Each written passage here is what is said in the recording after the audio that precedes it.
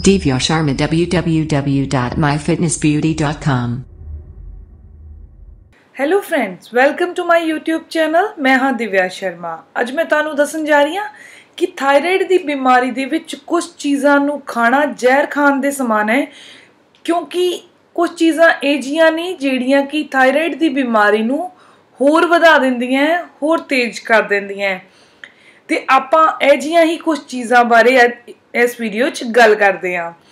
ਉਸ ਤੋਂ ਪਹਿਲਾਂ ਆਪਾਂ ਗੱਲ ਕਰਦੇ ਹਾਂ ਕਿ ਥਾਇਰਾਇਡ ਦੇ ਸਿੰਪਟਮ ਕੀ ਹੁੰਦੇ ਆ ਤੇ ਇਹਦੇ ਵਿੱਚ ਲੇਡੀਜ਼ ਦੇ ਵਿੱਚ ਹੇਅਰ ਫਾਲ ਦੀ ਪ੍ਰੋਬਲਮ ਦੇਖੀ ਗਈ। ਵੈਸੇ ਥਾਇਰਾਇਡ ਦੀ ਪ੍ਰੋਬਲਮ ਜ਼ਿਆਦਾਤਰ ਲੇਡੀਜ਼ 'ਚ ਹੁੰਦੀ, ਜੈਂਟਸ ਦੇ ਵਿੱਚ ਵੀ ਹੁੰਦੀ ਹੈ, ਲੇਕਿਨ ਲੇਡੀਜ਼ 'ਚ ਪ੍ਰੋਬਲਮ ਜ਼ਿਆਦਾ ਦੇਖਣ ਨੂੰ ਮਿਲਦੀ ਹੈ ਥਾਇਰਾਇਡ ਦੀ। ਤੇ ਇਹਦੇ ਸਿੰਪਟਮ ਹੁੰਦੇ ਆ ਹੇਅਰ ਫਾਲ ਹੋਣਾ, ਜਾਂ ਫਿਰ ਬਹੁਤ ਮੋਟੇ ਹੋ ਜਾਣਾ, ਜਾਂ ਬਹੁਤ ਪਤਲੇ ਹੋ ਜਾਣਾ, ਦਿਮਾਗ ਦੇ ਉੱਪਰ ਸਟ੍ਰੈਸ ਰਹਿਣਾ, ਇਹ ਇਹਨਾਂ ਦੇ ਸਿੰਪਟਮ ਨੇ।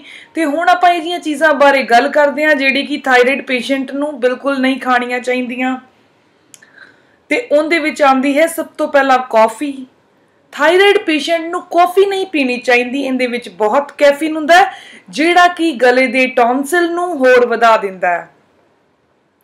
ਇਸ ਦੇ ਨਾਲ ਨਾਲ ਉਹਨਾਂ ਨੂੰ ਬੰਦ ਗੋਭੀ, ਫੁੱਲ ਗੋਭੀ, ਬਰੋਕਲੀ, ਇਹ ਤਿੰਨੋਂ ਚੀਜ਼ਾਂ ਬਿਲਕੁਲ ਨਹੀਂ ਖਾਣੀਆਂ। ਇਹਦੇ ਨਾਲ ਨਾਲ ਉਹਨਾਂ ਨੇ ਚੌਥੀ ਚੀਜ਼ ਜਿਹੜੀ ਹੈ ਮੂਲੀ, ਉਹ ਵੀ ਨਹੀਂ ਖਾਣੀ, ਜਿਹੜੀ ਕਿ ਥਾਇਰਾਇਡ ਦੀ ਪ੍ਰੋਬਲਮ ਨੂੰ ਵਧਾਵਾ ਦਿੰਦੀਆਂ ਨੇ। ਇਹਨਾਂ ਤੋਂ ਪਰਹੇਜ਼ ਹੀ ਕਰਨਾ ਚਾਹੀਦਾ ਹੈ। ਇਸ ਤੋਂ ਇਲਾਵਾ ਆਇਓਡੀਨ ਨਹੀਂ ਖਾਣਾ, ਯਾਨੀ ਕਿ ਜਿਹੜਾ ਸਿੰਪਲ ਵਾਈਟ ਨਮਕ ਆਪਾਂ ਖਾ ਰਹੇ ਹਾਂ ਉਹ ਨਹੀਂ ਖਾਣਾ। ਉਹਦੀ ਬਜਾਏ ਤੁਹਾਨੂੰ ਸੇਂਦਾ ਨਮਕ ਹੀ ਯੂਜ਼ ਕਰਨਾ ਹੈ, ਜਾਂ ਫਿਰ ਤੁਸੀਂ ਕਾਲਾ ਨਮਕ ਲੈ ਸਕਦੇ ਹੋ, ਲੇਕਿਨ ਸਿੰਪਲ ਵਾਈਟ ਨਮਕ ਯੂਜ਼ ਨਹੀਂ ਕਰਨਾ।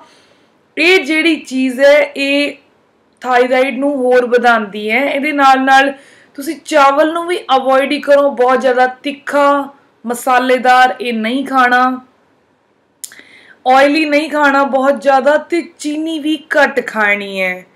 ਮਲਾਈ ਨਹੀਂ ਖਾਣੀ, ਦੁੱਧ ਵੀ ਪੀਣਾ ਤਾਂ ਮਲਾਈ ਉਤਰਿਆ ਹੋਇਆ ਯਾਨੀ ਕਰੀਮ ਉਤਰਿਆ ਹੋਇਆ ਹੀ ਪੀਣਾ ਹੈ।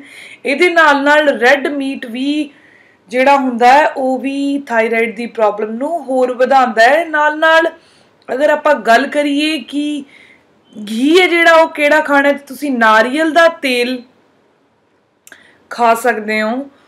ਸਿੰਪਲ ਜਿਹੜੇ ਵੀ ਰਿਫਾਈਨਡ ਆਇਲ ਵਗੈਰਾ ਆਉਂਦਾ, ਇਹਨਾਂ ਤੋਂ ਤੁਸੀਂ ਪਰਹੇਜ਼ ਹੀ ਕਰੋ। ਇਹਦੇ ਨਾਲ ਥਾਇਰਾਇਡ ਦੀ ਪ੍ਰੋਬਲਮ ਹੋਰ ਵੱਧਦੀ ਹੈ। ਇਹਦੇ ਨਾਲ ਨਾਲ ਐਲਕੋਹਲ ਤਾਂ ਵੈਸੇ ਵੀ ਪੀਣਾ ਗਲਤ ਹੈ, ਲੇਕਿਨ ਥਾਇਰਾਇਡ ਦੀ ਪ੍ਰੋਬਲਮ ਦੇ ਵਿੱਚ ਇਹ ਜ਼ਹਿਰ ਦੇ ਸਮਾਨ ਹੈ।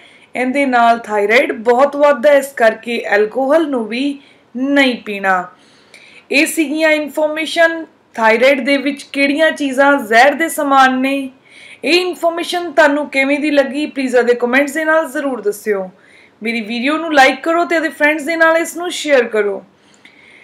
ਪਲੀਜ਼ ਮੇਰੇ ਚੈਨਲ ਨੂੰ ਸਬਸਕ੍ਰਾਈਬ ਕਰੋ ਤਾਂ ਕਿ ਮੇਰੀ ਆਉਣ ਵਾਲੀ ਵੀਡੀਓਜ਼ ਦੀ ਇਨਫੋਰਮੇਸ਼ਨ ਉਹਦੇ ਅਪਡੇਟਸ ਤੁਹਾਨੂੰ ਮਿਲਦੇ ਰਹਿਣ।